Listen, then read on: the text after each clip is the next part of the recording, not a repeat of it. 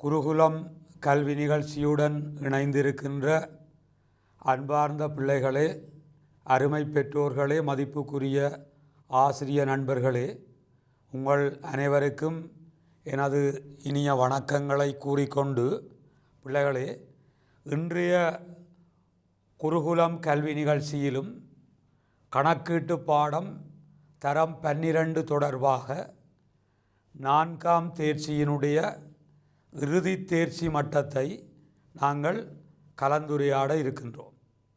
கடந்த பல வகுப்புகளிலே தேர்ச்சி 4 தொடர்பாக பல்வேறு தேர்ச்சி மட்டங்களை நாங்கள் கற்றிருக்கின்றோம். அந்த வகையில் கடந்த வகுப்பிலே பிள்ளைகள் நாங்கள் 4வது தேர்ச்சியினுடைய இறுதி தேர்ச்சி மட்டம் 4.10 ஆரம்பித்திருந்து, அதாவது கணக்கீட்டு வழுக்களும் திருத்தங்களும் தொடர்பான தேர்ச்சி மட்டத்தை ஆரம்பித்து அந்த வழுக்கள் தொடர்பான கோட்பாடு சார்ந்த பின்னணிகளை நாங்கள் கற்றறிந்ததுடன் தொடர்ந்து வழுக்களினுடைய வகைகள் 2 என நாங்கள் கற்றிருந்தோம். அவ்வகையில் பரீட்சை மீதி வெளிக்காட்டா தவறுகளினுடைய வகைகளை பற்றி 3 விதமான வழுக்களை பற்றி நாங்கள் கடந்த வகுப்பிலே கற்றிருந்தோம். அதை நன்றாக நீங்கள் ஞாபகப்படுத்திக் கொள்வீர்கள். எனவே பிள்ளைகள், அவ்வாறு நாங்கள் வெளிக்காட்டா வழுக்கள் தொடர்பாக கற்றிருந்த 3 வழுக்களையும் மீண்டும் ஒரு முறை ஞாபகப்படுத்தி கொள்ளுங்கள். 1, முற்றாக பதியாது விடுதல் தவறு அல்லது விடுபட்ட வலு. 2வது, ஈடு செய்யும் வலு அல்லது ஈடாக்கும் வலு. 3வது, இரட்டிப்பு வலு என்கிற அந்த 3 வழுக்களை நாங்கள் கற்றிருந்ததுடன் அந்த வழுக்களை எவ்வாறு பொது நாட்குறிப்பேட்டினூடாக நாங்கள் திருத்தி கொள்ள முடியும் என்கிற விடயங்களை பார்த்திருந்தோம். அவையெல்லாம் உங்களுடைய மனங்களில் தெளிவாக ஞாபகம் இருக்கும். அவற்றை பற்றிய போதிய விளக்கங்கள் உங்களுக்கு இருக்கும் என்ற நம்பிக்கையில் இன்று நாங்கள் தொடர்ச்சியாக அந்த விடயங்களுக்கு நாங்கள் செல்ல முடியும். எனவே பாருங்கள் பிள்ளைகளே, தேர்ச்சி மட்டம் 4.10 கொடுக்கல் வாங்கல்களை பதிவு செய்யும் போது ஏற்படும் வழுக்களை திருத்துவார் என்பதாக அந்த தேர்ச்சி மட்டம் 4.10 இருக்கின்றது. அப்போ இதற்கு மொத்தமாக ஒதுக்கப்பட்ட பாட வேளைகள் 12 பாட வேளைகளாக இருக்கின்றன. கடந்த வகுப்பிலே நாங்கள் 1 மணி நேரம் இந்த விடயங்களை பற்றி ஆராய்ந்திருந்தோம். இன்று பரீட்சை மீதி வெளிக்காட்டாத தவறுகள், அது பரீட்சை மீதியினுடைய சமப்பாட்டை இணக்கத்தை பாதிக்காத வழுக்களவை என்பது தொடர்பாக 3 வழுக்களை கற்றதாக நான் குறிப்பிட்டிருந்தேன். இன்று 4வது வலுவுக்கு நாங்கள் வருகின்ற பொழுது பாருங்கள் பிள்ளைகளே, முற்றாக மாறி பதிதல் தவறு. முற்றாக மாறி பதிதல் தவறு. அப்போ இதனுடைய வரைவிலக்கணத்தை நாங்கள் பார்ப்பதற்கு முன்பாக பிள்ளைகளே, இந்த வலு தொடர்பாக நீங்கள் சற்று அதிகூடிய கவனம் செலுத்த வேண்டும். ஏனென்றால் இவ்வாறான வழுக்களில் அநேகமான பிள்ளைகள் அதிகம் தவறுகள் விடுவதுண்டு பரீட்சைகளில். எனவே முற்றாக மாறிப்பதிதல் தவறு என்பது அது 2 விதமான தவறுகளை குறிக்கின்றது.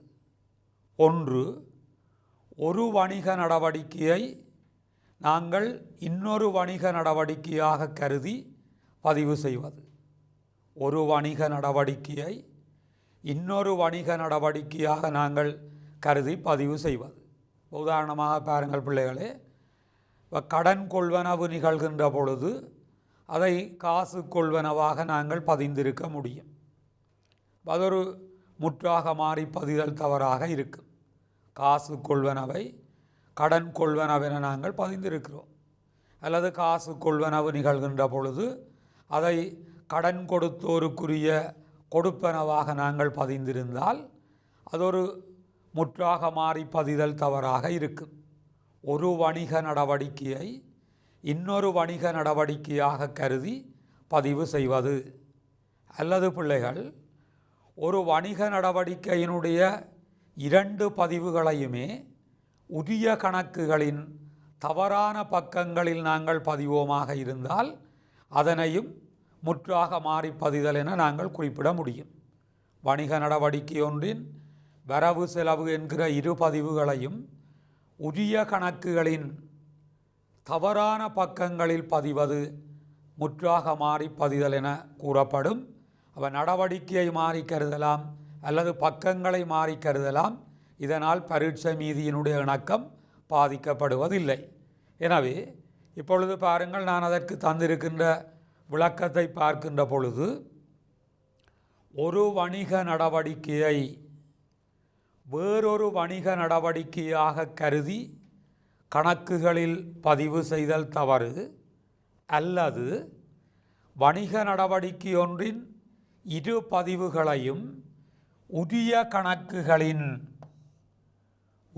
கணக்குகளின் தவறான பக்கங்களில் பதிதல் முற்றாக மாறி பதிதல் என குறிப்பிடப்படும். நடவடிக்கையை மாறி கருதலாம் அல்லது பக்கங்களை மாறி கருதலாம். அப்போ இதற்குரிய உதாரணம் ஒன்றுக்கு நாங்கள் செல்கின்ற பொழுது, பிள்ளைகளை பாருங்கள், 1, சேகருக்கு விற்பனைகள் ரூபாய் 22,000 உரிய கணக்குகளின் தவறான பக்கங்களில் பதியப்பட்டது. எனவே பிள்ளைகள் பாருங்கள், இங்கே முதலாவது நாங்கள் எடுத்துக்கொண்டிருக்கின்ற உதாரணம் 2 கணக்குகளிலும் பக்கங்களை மாறி நாங்கள் கருதியிருப்பது. இங்கே பக்கங்கள் மாறி கருதப்பட்டிருக்கின்றன. எனவே இப்போ நாங்கள் அதற்குரிய விளக்கத்தை பார்க்கின்ற பொழுது பாருங்கள் பிள்ளைகளே, இங்கே சரியான நடவடிக்கை என்ன, எது சரியான நடவடிக்கை என்று நாங்கள் பார்ப்போமாக இருந்தால், சேகருக்கு விற்பனை என்பது சரியான நடவடிக்கை. அப்போ இது ஒரு கடன் விற்பனை என்பது உங்களுக்கு புரியும். பெயர் தரப்பட்டிருக்கிறது, எனவே இது ஒரு கடன் நடவடிக்கை என்பது உங்களுக்கு புரியும். அப்போ சேகருக்கு விற்பனை சரியான நடவடிக்கை. எனவே அதற்குரிய சரியான பதிவு என்ன என்பதை நாங்கள் தீர்மானிக்க வேண்டும். இந்த கடன் விற்பனை தொடர்பாக வியாபார கடன்பட்டோர் கட்டுப்பாட்டு கணக்கின் வரவிலும் விற்பனை கணக்கின் செலவிலும் நாங்கள் பதிய வேண்டும். அப்போ இங்கே என்ன தவறு நிகழ்ந்திருக்கிறது? உரிய கணக்குகளின் தவறான பக்கங்களில் நாங்கள் பதிவு செய்திருக்கிறோம். அப்போ பாருங்கள், 22,000 இதை 2 கணக்குகளிலும் நாங்கள் தவறான பக்கங்களில் பதிந்திருக்கிறோம். கணக்கு சரி, ஆனால் கணக்குகளில் பதியப்பட்ட பக்கங்கள் பிழை. 2 கணக்குகளிலும் பக்கங்கள் பிழை. வரவு வைக்க வேண்டியதை செலவு வச்சிருக்கிறோம், செலவு வைக்க வேண்டியதை வரவு வச்சிருக்கிறோம். அப்போ இது பரீட்சை மீதியை ஏன் பாதிக்காது? பரீட்சை மீதி சமப்படுவதற்கு என்ன வேணும் பிள்ளைகள்? ஒரு வரவு பதிவும் சமனான செலவு பதிவு. அப்போ இங்கே வரவு இருக்கிறது, அதற்கு சமனான செலவு இருக்கிறது. பரீட்சை மீதி சமப்படும், ஆனால் பிழை. ஏன்? 2 கணக்குகளிலும் பிழையான பக்கங்களில் பதிகின்ற பொழுது அது எதிர்மாறான விளைவை வெளிப்படுத்தும். எனவே இப்பொழுது நாங்கள் இந்த பிழையை திருத்துவதற்கு என்ன செய்ய வேண்டும்? உரிய பக்கங்களில் 2 மடங்கு தொகையை எடுக்க வேண்டும். ஏற்கனவே நாங்கள் கற்றிருக்கின்றோம், பக்கம் பிழையாக இருந்தால் அந்த பிழையை திருத்துவதற்கு உரிய பக்கங்களில், சரியான பக்கங்களில் 2 மடங்கு தொகையை நாங்கள் எடுக்க வேண்டும். காரணம், இந்த பிழையை நாங்கள் நீக்க வேண்டும், சரியான விளைவை உருவாக்க வேண்டும். பிழையை நீக்குவதற்கு ஒரு தொகை, சரியான விளைவை உருவாக்குறதுக்கு இன்னொரு தொகை. எனவே எடுக்க வேண்டிய தொகை பிள்ளைகள் டபுளாக 2 மடங்காக இருக்கும்.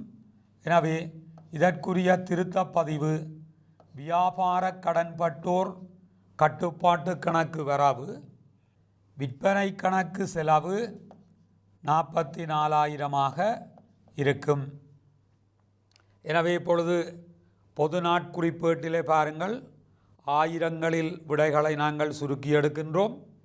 எனவே வியாபார வருமதியாளர் கட்டுப்பாட்டு கணக்கு அல்லது வியாபார கடன்பட்டோர் கட்டுப்பாட்டு கணக்கு வரவு 44,000 என்றால் 44, விற்பனை கணக்கு செலவு 44. இதற்குரிய விளம்பரம் எழுதியிருக்கிறோம். தவறான பக்கங்களில் பதிந்த கடன் விற்பனை ரூபாய் 22,000 திருத்தப்பட்டது. அப்போ இங்கே ஞாபகம் வைத்திருக்க வேண்டிய விடயம் என்ன? பக்கங்கள் பிழையாக இருந்தால் சரியான பக்கங்களில் 2 மடங்கு தொகையை நாங்கள் எடுக்க வேண்டும். ரைட். அடுத்த உதாரணத்துக்கு நாங்கள் செல்வோமாக இருந்தால், பிள்ளைகளை பாருங்கள். நிலையான கட்டளைப்படி வங்கி செலுத்திய வட்டி ரூபாய் 8,000 கணக்குகளில் வசூலித்து சேர்த்த வட்டி என பதியப்பட்டது. அப்போ இங்கே பாருங்கள் பிள்ளைகள், மாறுபட்டிருப்பது நடவடிக்கை. உண்மையிலே இங்கே நடந்த சரியான வணிக நடவடிக்கை என்ன? வங்கி செலுத்திய வட்டி. ஆனால் கணக்குகளிலே அதை பதிந்திருக்கிறார்கள் வங்கி வசூலித்து சேர்த்த வட்டி என. எனவே என்ன தவறு நிகழ்ந்திருக்கிறது? செலவினமாக காட்ட வேண்டிய விடயம் வருமானமாக பதியப்பட்டிருக்கின்றது. உண்மையில் நிகழ்ந்தது செலவினம், ஆனால் நாங்கள் பதிஞ்சிருக்கிறோம் அதை வருமானமாக. எனவே பாருங்கள், பேரேட்டு கணக்கிலே நான் அதை குறிப்பிட்டு காட்டுகிறேன். இதில் நீங்கள் எடுப்பீர்களாக இருந்தால், சரியான நடவடிக்கை வங்கி செலுத்திய வட்டி. அதற்குரிய சரியான இரட்டை பதிவு என்னவாக இருக்கும்? கொடுத்த வட்டி கணக்கில் வரவும் காசு கட்டுப்பாட்டு கணக்கில் செலவிலும் பதிய வேண்டும். வங்கி செலுத்திய வட்டியாக இருந்தால் கொடுத்த வட்டி கணக்கு வரவு காசு கட்டுப்பாட்டு கணக்கில் செலவு வைக்க வேண்டும். ஆனால் பிள்ளைகள் இதை எவ்வாறு பதிந்திருக்கிறார்கள்? வசூலித்து சேர்த்த வட்டியாக, அது பெற்ற வட்டியாக பதிந்திருக்கிறார்கள். எனவே பெற்ற வட்டியாக பதிந்திருந்தால் இந்த 8,000 சுருக்கமாக நான் 8 என எடுக்கின்றேன். அதை காசு கட்டுப்பாட்டு கணக்கில் வரவிலும் பெற்ற வட்டி கணக்கில் செலவிலும் பதிந்திருப்பார்கள். பதிந்திருக்க வேணும். அவ்வாறு கொடுத்த வட்டி வரவு காசு கட்டுப்பாட்டு கணக்கு செலவு. ஆனால் பதியப்பட்டிருப்பதுவாறு காசு கட்டுப்பாட்டு கணக்கு வரவும் பெற்ற வட்டி கணக்கு செலவு ஒன்றை இன்னொன்றாக கருதி இருக்கிறோம். இது பரீட்சை மீதியின் இணக்கத்தை பாதிக்காதேன் பிள்ளைகள். ஏற்கனவே நான் குறிப்பிட்டது போல பாருங்கள், வரவிருக்கிறது, சமனான செலவிருக்கிறது. எனவே பரீட்சை மீதி பாதிக்கப்பட மாட்டாது. ஆனால் பிழை செலவினத்தை வருமானமாக எடுத்திருக்கிறோம். எனவே இந்த பிழையை நாங்கள் எவ்வாறு திருத்தலாம் என்று பார்ப்போம். இங்கே பாருங்கள், பெற்ற வட்டி கணக்கில் 8 செலவு வைத்தது தவறு. அதை இல்லாமல் செய்வதற்கு பெற்ற வட்டி கணக்கில் நாங்கள் வரவில் பதிய வேண்டும். செலவில் பதிந்த பிழையை நீக்க வரவில் பதிகிறோம் 8. அதே நேரம் சரியான பதிவு எங்கே வர வேணும் பிள்ளைகள்? கொடுத்த வட்டி கணக்கினுடைய வரவில். இந்த பிழையை நீக்க பெற்ற வட்டி வரவு சரியானது, கொடுத்த வட்டிக்கு வரவு. காசு கட்டுப்பாட்டு கணக்கில் என்ன தவறு நடந்திருக்கிறது? செலவில் பதிய வேண்டியது வரவில் பதிந்திருக்கிறோம். செலவு வைக்க வேண்டியது வரவில் இருக்கின்றது. எனவே அந்த பிழையை திருத்துவதற்கு 2 மடங்கு நாங்கள் செலவு வைக்க வேண்டும். பக்கம் பிழையாயின் 2 மடங்கை நாங்கள் செலவு வைக்க வேண்டும்.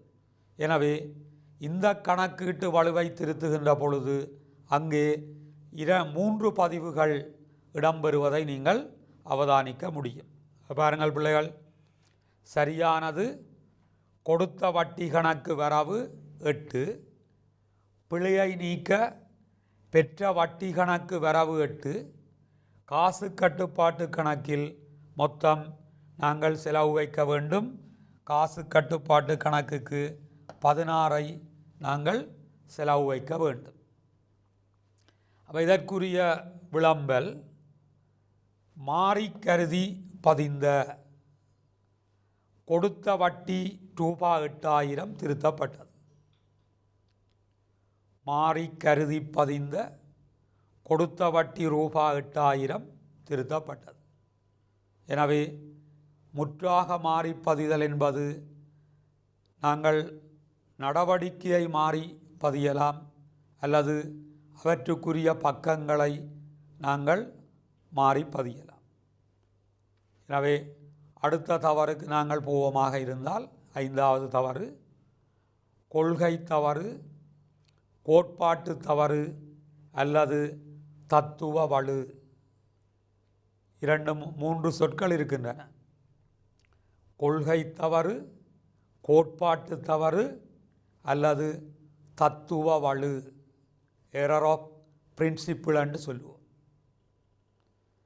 இது மிக முக்கியமான தவறொன்று.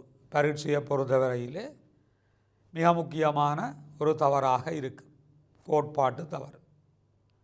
இதனுடைய கருத்து என்னவென்றால் பிள்ளைகள், கணக்குகளை பேணுபவர்களுக்கு கணக்கீடை பற்றிய போதிய அறிவு அனுபவமின்மைகளால் ஏற்படுகின்ற தவறுகளை நாங்கள் கோட்பாட்டு தவறு என்று சொல்கிறோம். அநேகமாக கணக்கீட்டு துறையில் அது கணக்கு பிரிவில் புதிதாக சேர்ந்திருக்கின்ற அந்த கணக்கு சார் ஊழியர்கள் இத்தகைய தவறுகளை விட முடியும். கணக்கீடை பற்றிய போதிய அறிவு அனுபவமின்மைகளினால் ஏற்படக்கூடிய தவறுகள். இங்கே போதிய அறிவு அனுபவமின்மைகளினால் ஒன்றை இன்னொன்றாக மாறி கருதுகின்ற நிலைமைகள் ஏற்பட முடியும். உதாரணமாக பாருங்கள், செலவினங்களை நாங்கள் வகைப்படுத்துவோமாக இருந்தால் இந்த செலவினங்களை பிள்ளைகள் நாங்கள் 2 விதமாக வகைப்படுத்த முடியும். ஒன்று மூலதன செலவுகள், கேபிட்டல் எக்ஸ்பெண்டிச்சர்ஸ். 2வது வருமான செலவுகள், ரெவின்யூ எக்ஸ்பெண்டிச்சர்ஸ் என்று சொல்லுவோம். எல்லா செலவினங்களையும் நாங்கள் 2 வகையாக வகைப்படுத்த முடியும். மூலதன செலவுகள், மற்றது வருமான செலவுகள். சுருக்கமாக மூலதன செலவுகள் என்பது பல வருடங்களுக்கு பயன்பாட்டை தரக்கூடிய பொருண்மையுடைய செலவுகள் என்று நாங்கள் கூறலாம். வருமான செலவுகள் என்பது குறுங்கால பயன்பாடுடைய அல்லது ஒரு ஆண்டுக்கு உட்பட்ட பயன்பாடுடைய ஒப்பீட்டு ரீதியில் பொருண்மை குறைவாக இருக்கக்கூடிய செலவுகளை நாங்கள் வருமான செலவுகள் என குறிப்பிட முடியும். எனவே மூலதன செலவுகள் பல வருட பயன்பாடுடையவை, வருமான செலவுகள் குறுங்கால பயன்பாடுடையவை. மூலதன செலவுகள் ஒப்பீட்டு ரீதியாக பொருண்மையுடையவை, வருமான செலவுகள் ஒப்பீட்டு ரீதியாக பொருண்மை குறைந்தவை. எனவே கணக்குகளை பதிகின்ற ஒருவருக்கு செலவுகள் ஏற்படுகின்ற பொழுது இந்த செலவினம் மூலதன செலவா வருமான செலவா என்பதை தெளிவாக வேறுபடுத்தி அறியக்கூடியதாக இருக்க வேண்டும். அவ்வாறான அறிவு அனுபவம் அவரிடத்தே இல்லாமல் இருக்குமாக இருந்தால் என்ன பிழைகள் ஏற்படலாம்? பிள்ளைகள், மூலதன செலவை வருமான செலவென கருத முடியும், அல்லது வருமான செலவொன்றை மூலதன செலவென கருத முடியும். பெரும்பாலும் மூலதன செலவுகளை வருமான செலவுகளாக கருதுவது அல்லது வருமான செலவுகளை மூலதன செலவுகளாக கருதுவதால் இந்த கோட்பாட்டு தவறுகள் அதிகமாக ஏற்படுகின்றன என சொல்வார்கள். தற்போது விளக்கத்தை பாருங்கள். கணக்குகளை பராமரிப்போர் கணக்கீடு பற்றிய போதிய அளவு அறிவு அனுபவங்களை கொண்டிருக்காமையால் ஏற்படுகின்ற தவறுகள் கொள்கை தவறுகள் அல்லது கோட்பாட்டு தவறுகள் என குறிப்பிடப்படும். தொடர்ந்து அதனுடைய விளக்கத்தை பாருங்கள். மூலதன செலவுகளை வருமான செலவுகளாக கருதுவது அல்லது வருமான செலவுகளை மூலதன செலவுகளாக கருதுதல் காரணமாக அதிகளவில் கொள்கை தவறுகள் ஏற்படுகின்றன. இதேபோன்று வருமானங்களை கூட மூலதன வருமானங்கள் வருமானங்கள் அந்த வேறுபாடுகள் விளங்கி இருக்க வேண்டும். அவை பற்றி இப்போ அதிகம் பேசப்படுவதில்லை. எனவே தொடர்ந்து நாங்கள் உதாரணத்துக்கு செல்கின்ற பொழுது பாருங்கள் பிள்ளைகளே, கட்டடம் நிர்மாணித்த கூலிகள் ரூபாய் 35,000 கூலிகள் கணக்கில் பதியப்பட்டுள்ளது. இங்கே என்ன நிகழ்ந்திருக்கிறது? கட்டடம் ஒன்றை நிர்மாணித்த கூலிகளை கூலி கணக்கில் பதிந்திருக்கிறார்கள். அப்போ இங்கே கணக்குகளை பேணுபவருக்கு என்ன புரியவில்லை? ஒரு சாதாரணமாக ஏற்படக்கூடிய கூலிகளுக்கும் ஒரு ஆதனம் பொறி உபகரணங்களை அது நீண்டகால சொத்துக்களை உருவாக்குவதற்கு ஏற்படுகின்ற கூலிகளுக்கும் உள்ள வேறுபாடு அவருக்கு புரியவில்லை. இப்போ சாதாரணமாக ஏற்படக்கூடிய கூலிகள் என கொள்வனவு செய்த பண்டங்களை கொண்டு வந்து சேர்ப்பதற்குரிய கூலிகள், அவற்றை பராமரிப்பதற்குரிய கூலிகள், அல்லது நிறுவனத்தை துப்புரவுபடுத்துவதற்குரிய கூலிகள், அவ்வாறு சாதாரணமாக ஏற்படக்கூடிய கூலிகள், குறுங்கால பயன்பாடை கொண்டிருக்கக்கூடிய கூலிகள், மீண்டும் மீண்டும் ஏற்படக்கூடிய அந்த கூலிகள் தான் கூலி கணக்கில் பதியப்பட முடியும். ஆனால் நீண்டகால சொத்தொன்றை உருவாக்குவதற்குரிய நிர்மாணிப்பதற்குரிய கூலிகள் அவை பல வருட பயன்பாடு கொண்டவை, பொருண்மையுடையவை. எனவே ஒரு சொத்தொன்றை உருவாக்குவதற்குரிய கூலி அந்த சொத்து கணக்கில் பதியப்பட வேண்டும். சாதாரண கூலிகள்தான் கூலி கணக்கில் பதியப்படும். ஒரு ஆதனம் ஒன்றை சொத்தொன்றை உருவாக்குவதற்குரிய கூலிகள் அந்த சொத்து கணக்கிலே பதியப்பட வேண்டும். எனவே பிள்ளைகள், இங்கே இது கட்டிடத்தை நிர்மாணிப்பதற்குரிய கூலியாக இருந்தால் இது பதியப்பட வேண்டும் கட்டட கணக்கில். இந்த விடயம் பதிந்திருக்கப்பட வேண்டும் கட்டிட கணக்கில். ஆனால் இவர்கள் இதை வளமையான கூலியாக சாதாரணமான கூலியாக கருதி 1000 நான் சுருக்கி எடுக்கிறேன், அந்த 35 கூலி கணக்கில் எடுத்திருக்கிறார்கள். பரீட்சை மீதி இந்த தவறால் பாதிக்கப்பட மாட்டாதேன். கட்டிட கணக்கிலே வரவு வைக்க வேண்டியது கூலி கணக்கில் வரவு வைக்கப்பட்டிருக்கிறது, வரவு பதிவு நிகழ்ந்திருக்கிறது. எனவே பரீட்சை மீதிக்குரிய வரவு விடயம் நிறைவேற்றப்பட்டிருக்கிறது. பரீட்சை மீதி சமப்படும், ஆனால் பிழை. ஏன்? சொத்தாக காட்ட வேண்டிய ஒரு விடயம் செலவினமாக காட்டப்பட்டிருக்கிறது. எனவே இந்த தவறை நாங்கள் திருத்துவதற்கு சரியான பதிவு கட்டிட கணக்கில் வரவு, இந்த பிழையை நீக்குவதற்கு கூலி கணக்கில் நாங்கள் செலவு வைக்கிறோம். எனவே பொது நாட்குறிப்பு பதிவை பாருங்கள் பிள்ளைகள். திருத்த நாட்குறிப்பை கட்டட கணக்கு அல்லது ஆதனம் பொறி உபகரண கணக்கெனவும் நீங்கள் எடுக்க முடியும். அப்போ கட்டடம் அல்லது ஆதனம் பொறி உபகரண கணக்கு வரவு 35, கூலி கணக்கு செலவு 35 இருக்கும். எனவே இதற்குரிய விளம்பல் கணக்கு மாறி பதிந்த கட்டடம் நிர்மாணித்த கூலி ரூபாய் 35,000 திருத்தப்பட்டது. சரியா? இதே போன்று இன்னொரு உதாரணத்தை நாங்கள் பார்க்க முடியும்.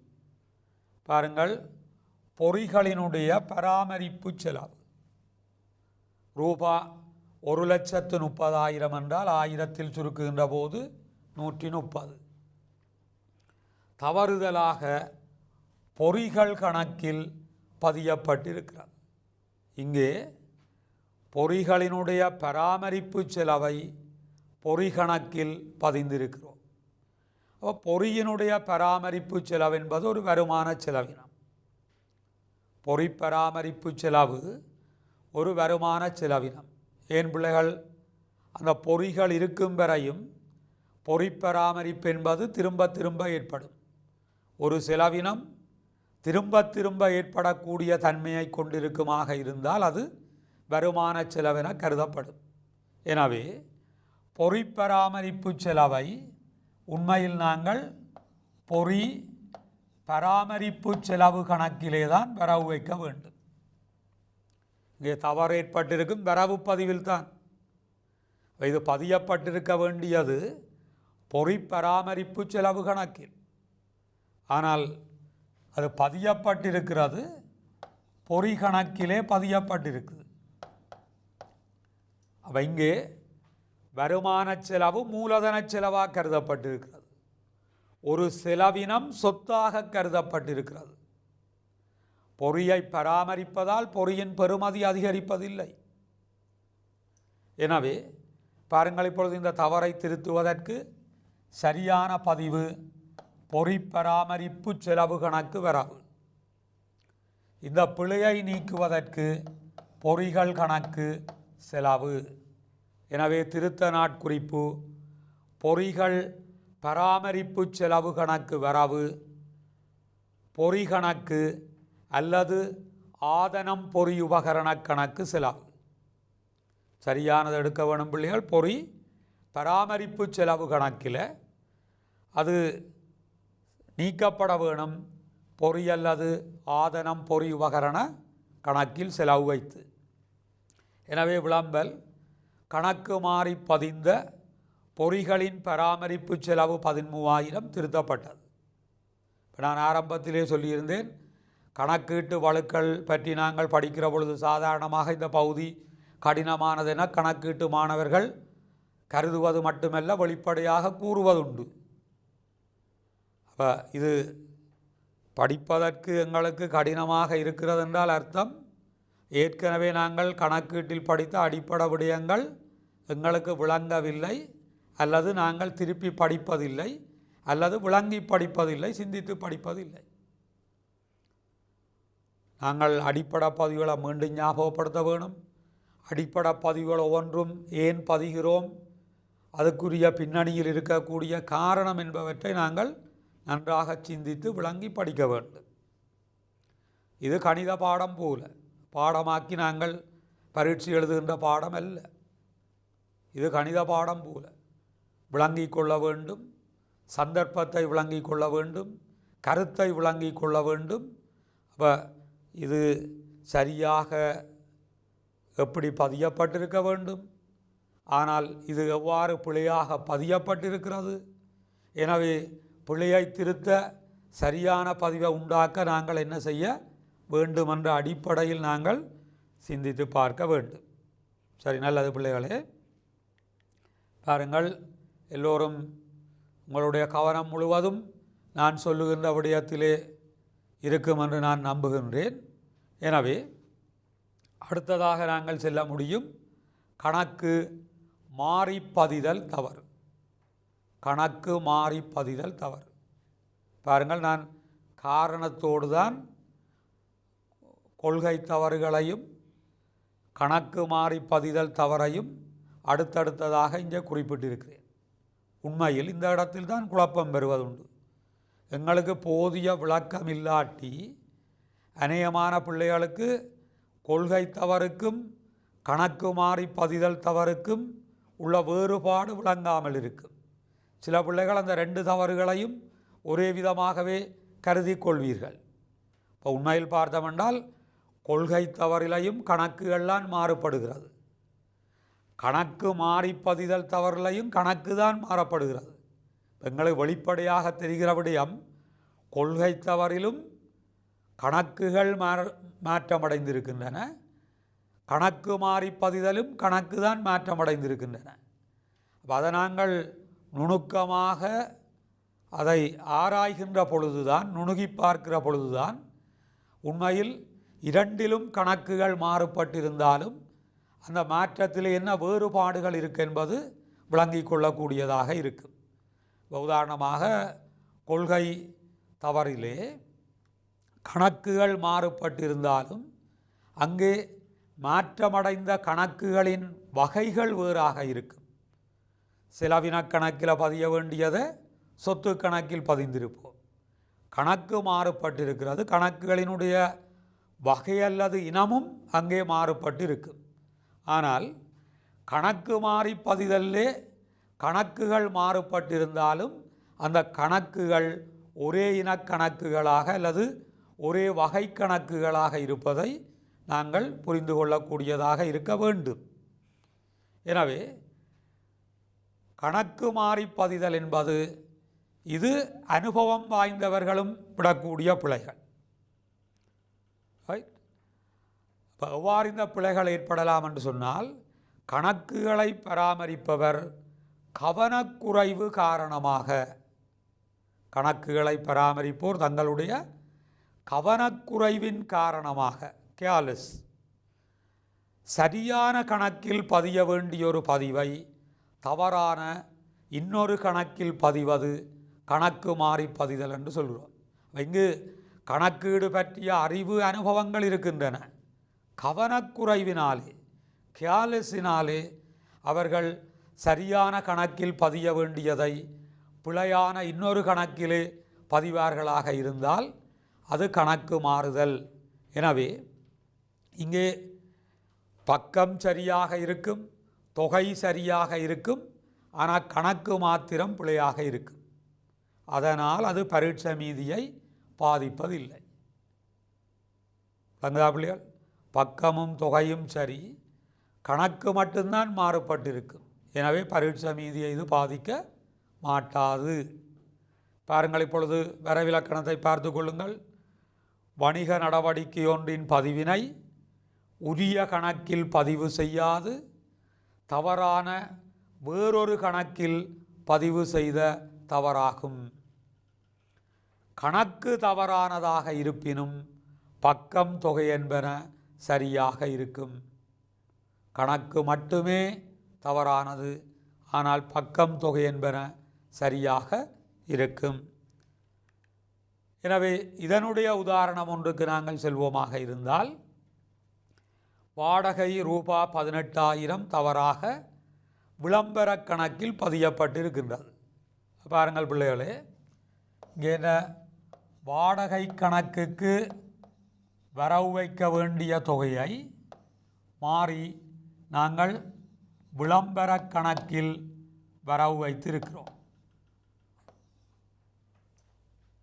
அப்போ இங்கே பாருங்கள், வாடகை கணக்கும் ஒரு செலவின கணக்கு, விளம்பர கணக்கும் ஒரு செலவின கணக்கு. கணக்குகளின் தன்மை ஒன்று, அவற்றினுடைய இனம் ஒன்று. அப்போ வாடகைக்கு வரவு வைப்பதை விளம்பரத்துக்கு வரவு வைத்தால் ஒரு செலவினத்தை இன்னொரு செலவினமாக கருதி இருக்கிறோம். ஆனால் செலவினத்தின் தொகை அங்கே பிழைப்பதற்கு வாய்ப்பில்லை. எனவே பரீட்சை மீதி சமப்படும். ஆனால் பிழை. ஏன்? வாடகை என்பது இது நிர்வாக செலவினம், ஆனால் விளம்பரம் என்பது விநியோக செலவினம். செலவின வகை வேறு. இரண்டுமே செலவினம். ஒன்று நிர்வாக செலவாக நாங்கள் எடுக்கின்ற விடயம், இன்னொன்று விநியோக செலவாக நாங்கள் எடுக்கின்ற விடயம்.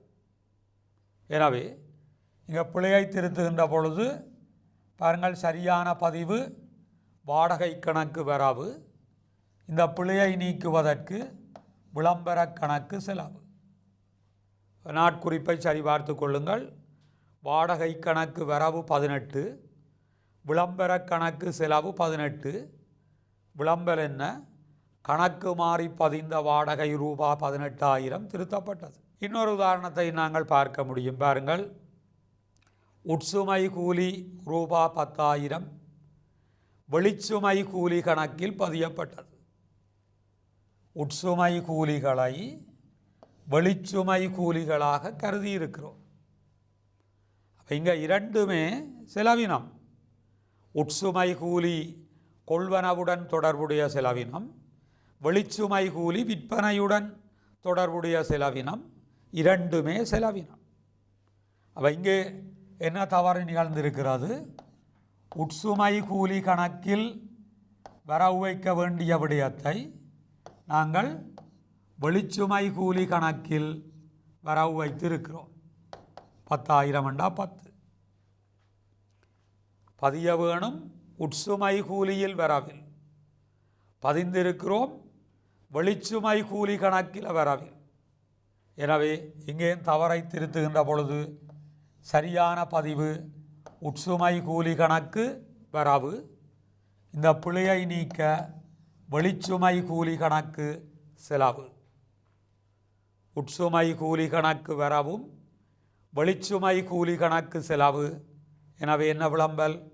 கணக்கு மாறி பதிந்த உட்சுமை கூலி 10,000 திருத்தப்பட்டது. எனவே பிள்ளைகள் பாருங்கள், இவ்வளவு நேரமும் நாங்கள் பரீட்சை மீதி வெளிக்காட்டாத தவறுகளினுடைய வகைகளை பற்றி ஒவ்வொன்றாக நாங்கள் பார்த்திருந்தோம். அதிலே பார்த்து கொண்ட வழக்குகளை திரும்பவும் ஒரு முறை நீங்கள் ஞாபகப்படுத்தி கொள்வீர்களாக இருந்தால், முற்றாக பதியாது விடுதல் தவறு, 2 ஈடாக்கும் வழுக்கள், 3 இரட்டிப்பு வழுக்கள், 4 முற்றாக மாறி பதிதல் தவறு, 5 கொள்கை தவறு, 6 நாங்கள் கணக்கு மாறி பதிதல் தவறு. இதைவிட மூலப்பதிவு தவறுகளும் இருக்கலாம். மூலப்பதிவு தவறுகள் மூலப்பதிவேட்டிலே பிழைகள் இடம்பெறுமாக இருந்தால் அதே பிழைகள் பேரேட்டு கணக்குகளையும் இடம்பெறும்.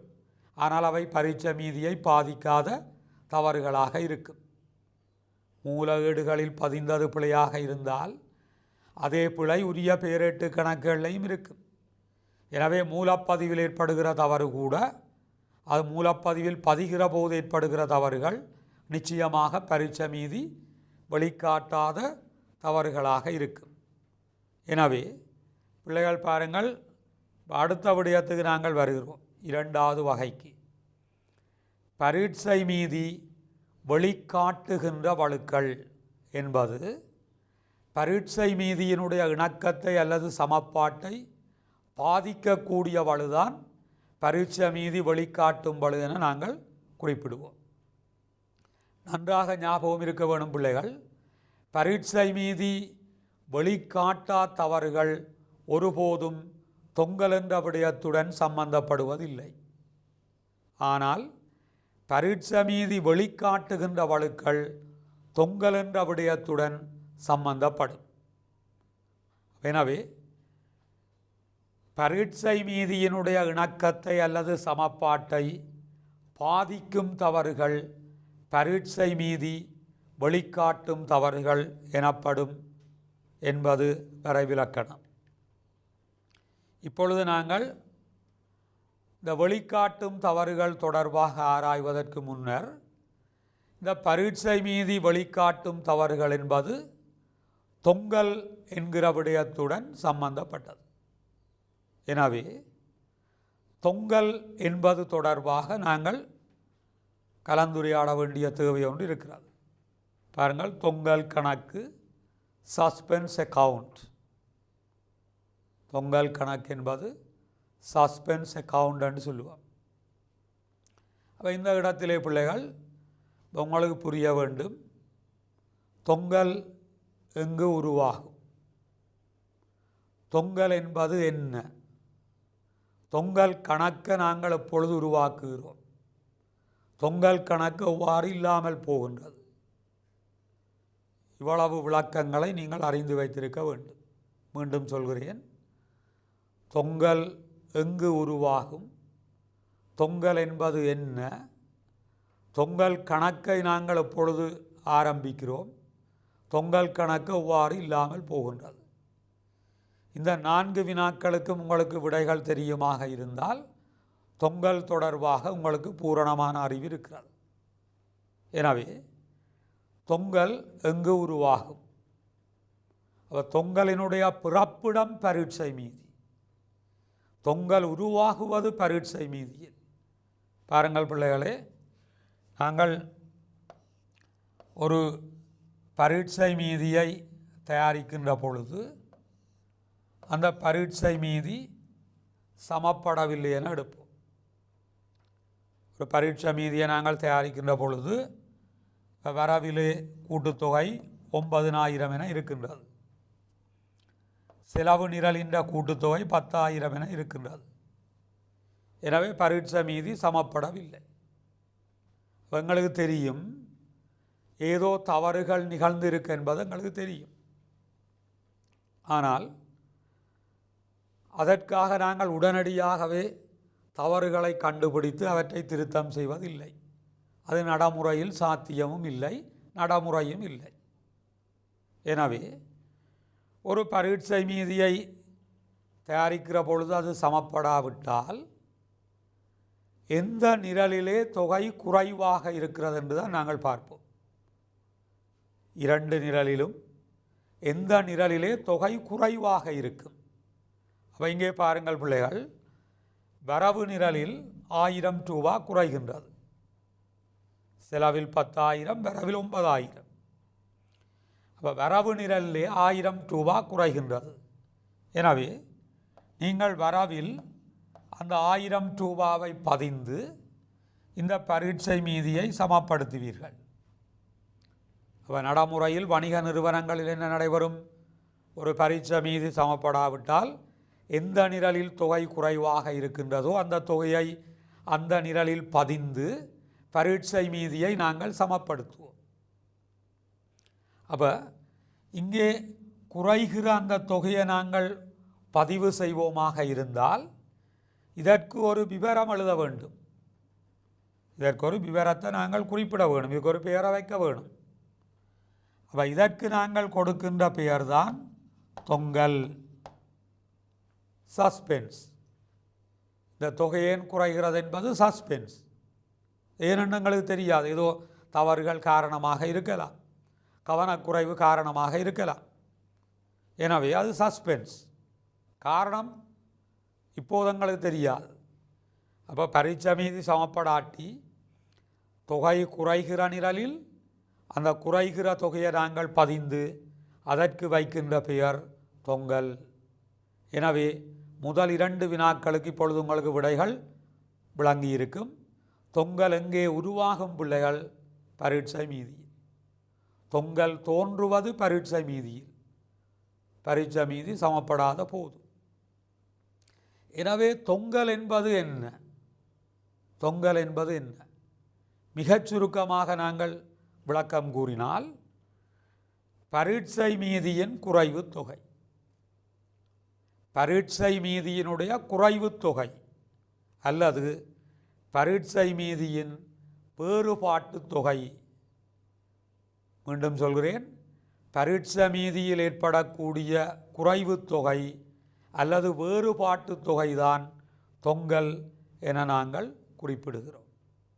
அப்போ பரீட்சை மீதியில் தொங்கல் உருவான பிற்பாடுதான் நாங்கள்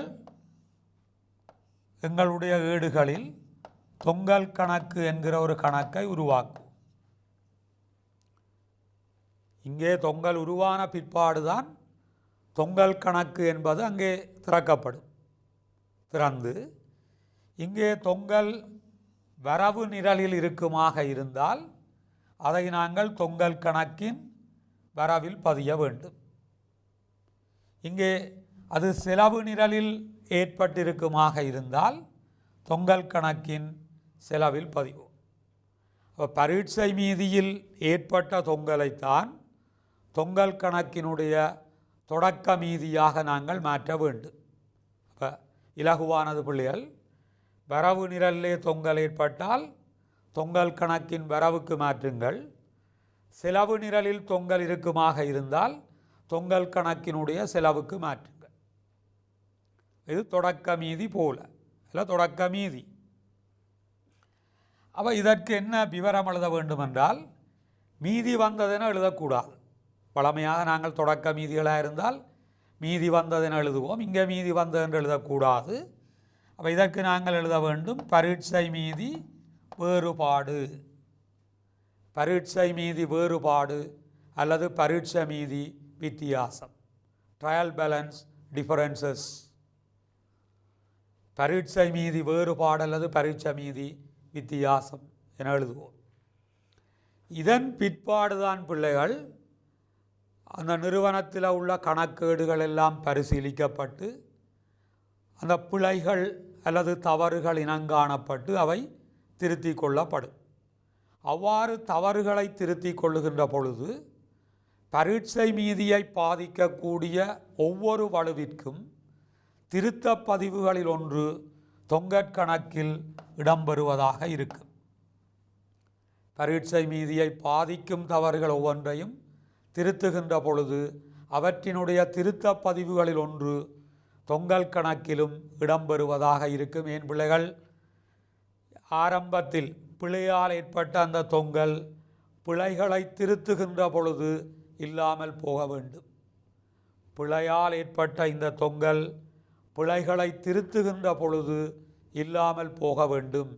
எனவே வெளிக்காட்டும் தவறுகளை திருத்துகின்ற பொழுது திருத்தப் பதிவுகளில் ஒன்று தொங்கல் கணக்கில் இடம்பெற வேண்டும். அப்போ எல்லா தவறுகளையும் நாங்கள் சரிவர திருத்துவோமாக இருந்தால் இறுதியில் இந்த தொங்கல் கணக்கு சமப்படக்கூடியதாக இருக்கும். தவறுகள் யாவையும் சரியாக திருத்தப்பட்ட பின்னர் தொங்கல் கணக்கு சமப்படக்கூடியதாக இருக்கும். எனவே தவறுகள் நிகழ்கின்ற பொழுது தொங்கல் கணக்கு உருவாகும். அந்த தவறுகளை திருத்துகின்ற பொழுது தொங்கல் கணக்கு சமப்படும். எனவே தொங்கல் கணக்கு என்பது ஒரு தற்காலிக கணக்கு என குறிப்பிடுவார்கள். தொங்கல் கணக்கை ஒரு தற்காலிகமான கணக்கு என குறிப்பிடுவார்கள். எந்த ஒரு வணிக நிறுவனத்திலும் தொங்கல் கணக்கு தொடர்ந்து வைத்திருக்கப்படுவதில்லை, தொடர்ந்து வைத்திருக்கப்பட முடியாது. அது தொடர்ந்து வைத்திருக்கப்படுமாக இருந்தால் தொடர்ந்து நாங்கள் தவறான செயற்பாட்டில் இருக்கிறோம் என்பது கருத்து. அது சட்டப்படியும் தவறானது. எனவே தொங்கல் கணக்கு ஒரு தற்காலிகமான கணக்காக மட்டுமே இருக்க முடியும். ரைட்? அது ஒரு டெம்பரரி அக்கவுண்ட் என்று நாங்கள் சொல்லுவோம். Temporary account. எனவே பாருங்கள் பிள்ளைகள், இப்பொழுது விளக்கத்தை பாருங்கள். பரீட்சை மீதி ஒன்று சமப்படாத போது பரீட்சை மீதியில் காணப்படும் வேறுபாட்டு தொகை அல்லது குறைவு தொகை தொங்கல் என குறிப்பிடப்படும். தொடர்ச்சியை பாருங்கள். அந்த வேறுபாட்டு தொகை தொங்கல் கணக்கிற்கு தொடக்க மீதியாக மாற்றப்படும். அதன் பின்னர் கணக்கேடுகள் பரிசீலிக்கப்பட்டு வழுக்கள் இனங்காணப்படும். அவற்றில் பரீட்சை மீதியை பாதிக்கும் வழுக்களை திருத்துகின்ற பொழுது திருத்த பதிவுகளில் ஒன்று தொங்கற் கணக்கில் இடம்பெறும். எனவே தவறுகளை திருத்தியதும் தொங்கல் கணக்கு சமப்படும்.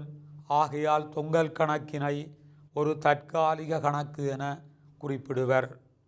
இந்த விடயங்களை நீங்கள் ஞாபகம் வைத்திருக்க வேண்டும். இதெல்லாம் பாடமாக்குகின்ற விடயமல்ல.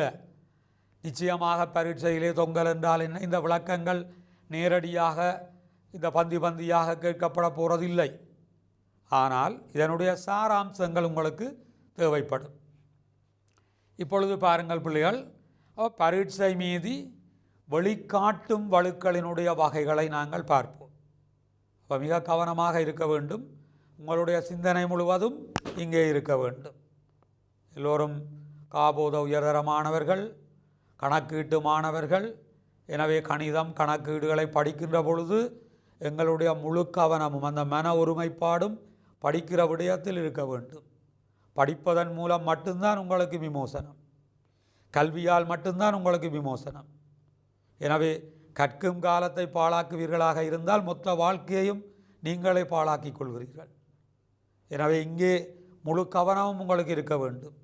இந்த குருகுலம் கல்வி வகுப்பறையினுடைய நோக்கம் கோவிட்-19 அல்லது கொரோனா நிலைமையிலும் இதை போன்று வேறு எதிர்பார்க்க முடியாத பல்வேறு இக்கட்டான சிக்கலான சந்தர்ப்பங்களிலும் உங்களை மீட்டெடுத்து உங்களை கல்வியில் சிறந்தவர்களாக, சமூகத்தில் சிறந்தவர்களாக மாற்றுவது என்பது மட்டுமே எங்களுடைய நோக்கம். எனவே உங்களுடைய ஒத்துழைப்பு முதலில் உங்களுக்கு வேண்டும். பாருங்கள் பிள்ளைகள், முதலாவது பதிவை நாங்கள் பார்ப்போமாக இருந்தால், ஒரு பதிவை மட்டும் பதிதல் தவறு. மற்ற வளமாக கூட நாங்கள் சொல்ல முடியும். ஒரு பதிவை பதியாத தவறு என கூட நாங்கள் சொல்ல முடியும். ஒரு பதிவை மட்டும் பதிதல் அல்லது ஒரு பதிவை மட்டும் பதியாதிருத்தல், இரண்டுமே ஒன்றுதான். எனவே பாருங்கள், எந்த ஒரு வணிக நடவடிக்கைக்கும் வரவு செலவு என 2 பதிவுகள் இருக்கும் என நாங்கள் படித்திருக்கின்றோம். எனவே சில வேளைகளில் பிள்ளைகளே வரவை பதிந்து செலவை நாங்கள் பதியாமல் இருக்கலாம், அல்லது செலவு பதிவை பதிந்து வரவை நாங்கள் பதியாமல் இருக்கலாம். அதுதான் ஒரு பதிவை மட்டும் பதிகின்ற தவறு. வணிக நடவடிக்கை ஒன்றின் வரவு செலவு எனும் 2 பதிவுகளில் ஏதேனும் ஒரு பதிவினை மாத்திரம் பதிதல் இந்த தவறாக கருதப்படும். பாருங்கள், இதனுடைய விளக்கத்துக்கு நாங்கள் செல்கின்ற பொழுது, வங்கி வசூலித்து சேர்த்த பங்கு லாபம் ரூபாய் 25,000 என்றால் 25 காசு கட்டுப்பாட்டு கணக்கில் மட்டும் பதியப்பட்டது. எனவே பிள்ளைகளை, இந்த வலுவை நாங்கள் திருத்த முன்னம் எங்களுக்கு புரிய வேண்டும், இந்த வெளிக்காட்டும் வழுக்களை திருத்துகின்ற பொழுது நிச்சயமாக ஒரு பதிவு தொங்கல் கணக்கில் இடம்பெற வேண்டும். எந்த வழிகாட்டும் வலுவாக இருந்தாலும் அதனை திருத்துகின்ற பொழுது திருத்த பதிவுகளில் ஒன்று நிச்சயமாக தொங்கல் கணக்கில் இடம்பெற வேண்டும். அப்போ இங்கே பாருங்கள், சரியான வணிக நடவடிக்கை என்ன? வங்கி வசூலித்து சேர்த்த பங்கு லாபம் ரூபாய் 25,000. இதை காசு கட்டுப்பாட்டு கணக்கில் மட்டுமே பதிந்திருக்கிறோம் என்றால், காசு கட்டுப்பாட்டு கணக்கில் இதை வரவில் வைத்திருக்கிறோம். அப்போ செலவு பதிவை பதியல. பங்கு லாப கணக்கில் இதை செலவு வைக்கல என்பதுதான் அர்த்தம். வரவு பதிவு பதிஞ்சிட்டோம் காசு கட்டுப்பாட்டு கணக்கில், செலவு பதிவு பங்கு லாப கணக்கில் பதியல. அதுதான் தவறு. அந்த தவறை திருத்துவதற்கு இங்கே பாருங்கள், பங்கு லாப கணக்குக்கு நாங்கள் செலவு வைக்க வேண்டும். பங்கு லாப கணக்கில் செலவு வைக்காதானே பிள்ளையாக இருக்கும். எனவே பங்கு லாப கணக்கில் நாங்கள் அந்த 25ஐ செலவு வைக்கிறோம். எனவே நிச்சயமாக அதனுடைய வரவு பதிவு தொங்கல் கணக்கு வரவென்பதாக இருக்கும். பங்கு லாப கணக்கு செலவாக இருந்தால் அதனுடைய எதிர்ப்பதிவு தொங்கல் கணக்கு வரவாக இருக்கும்.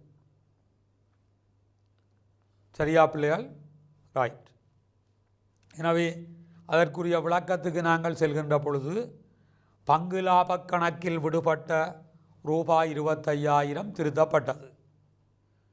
அடுத்த உதாரணத்தை பார்ப்போம். 2வது உதாரணத்தை, வெளித்திரும்பல்கள் ரூபாய் 17,000 வெளித்திரும்பல் கணக்கில் மட்டும் பதியப்பட்டது.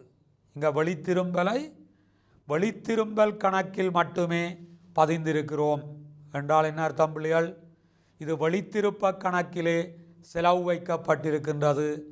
அப்போ வியாபார சென்மதியாளர் கட்டுப்பாட்டு கணக்கில் வரவு வைக்கப்படவில்லை. வெளித்திருப்ப கணக்கில் என்ன செய்திருப்போம்? செலவு வச்சிருப்போம். அப்போ இங்கே வரவு வைக்கையில் வியாபார சென்மதியாளர் கட்டுப்பாட்டு கணக்கில் நாங்கள் அதை வரவு வைக்கவில்லை. எனவே பிழையை திருத்துகின்ற பொழுது 17,000 என்றால் 17. எனவே வியாபார சென்மதியாளர் கட்டுப்பாட்டு கணக்கு வரவு. நிச்சயமாக செலவு பதிவு தொங்கல் கணக்கு. பிழை வியாபார சென்மதியாளர் கட்டுப்பாட்டு கணக்கில் வரவு வைக்கவில்லை என்பதுதான் பிழை. அப்போ வியாபார சென்மதியாளர் கட்டுப்பாட்டு கணக்கிலே வரவு, அப்போ எதிர்ப்பதிவு தொங்கல் கணக்கு செலவென்பதாக இருக்கும். எனவே பாருங்கள், விளக்கத்தை விளம்பலை பார்க்கின்ற பொழுது, வியாபார சென்மதியாளர் கட்டுப்பாட்டு கணக்கில் விடுபட்ட ரூபாய் 17,000 வெளித்திரும்பல் திருத்தப்பட்டது. எனவே பிள்ளைகளே பாருங்கள், இன்றைய வகுப்பிலே நாங்கள் பரீட்சை மீதி வெளிக்காட்டா வழுக்களினுடைய இறுதியான சில வழுக்களை நாங்கள் பார்த்து கொண்டு, பின்னர் பரீட்சை மீதி வெளிக்காட்டும் தவறென்றால் என்ன, தொங்கல் என்றது என்ன என்கிற விடயங்களை நாங்கள் பார்த்து கொண்டு, பரீட்சை மீதி வெளிக்காட்டும் வழுக்களிலே நாங்கள் பார்த்திருக்கின்றோம் ஒரு பதிவை மாத்திரம் பதிகின்ற தவறு. அல்லது ஒரு பதிவை மாத்திரம் பதியாமை தவறு என்பதை இரு உதாரணங்களுடன் நாங்கள் பார்த்திருக்கின்றோம். அப்போ இந்த வழிகாட்டும் வழுக்களிலே இன்னும் சில வழுக்கள் இருக்கின்றன. அப்போ எதிர்வரும் வகுப்புகளிலே பிள்ளைகள் நாங்கள் இவற்றினுடைய இதர வழிகாட்டும் வழுக்களை நாங்கள் பார்த்து கொண்டு அதன் பிற்பாடு நாங்கள் இந்த வழுக்கள் அவற்றை திருத்துதல் தொடர்பான பயிற்சிகளை இலகுவானதிலிருந்து கடினமானதை நோக்கி நாங்கள் கற்றுக்கொள்ள வேண்டும். எனவே பிள்ளைகளே, உங்களுடைய கால நேரங்களை நீங்கள் விரயமாக்காமல் படித்தவற்றை மீண்டும் ஞாபகப்படுத்தி கொள்ளுங்கள்.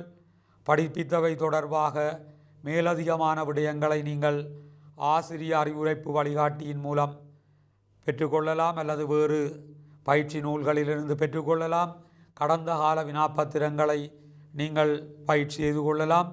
இவை எல்லாத்துக்கும் மேலாக இங்கே கற்றுக்கொண்ட குருகுலம் கல்வி வகுப்பறையில் கற்றுக்கொண்ட விடயங்களை மீண்டும் மீண்டும் நீங்கள் பார்த்து விளங்கிக் கொள்வதற்கு சேனல் NIயினுடைய யூடியூப்பினூடாக நீங்கள் அவற்றை தரவிறக்கம் செய்து மீண்டும் கற்றுக்கொள்ள முடியும் என்று கூறி இன்று இத்துடன் எங்களுடைய இந்த வகுப்பை நாங்கள் நிறைவு செய்து கொண்டு மீண்டும் அடுத்த வகுப்பிலே இன்னும் புதிய விடயங்களுடன் உங்களை சந்திக்கும் வரை அனைவரிடமிருந்தும் வணக்கம்.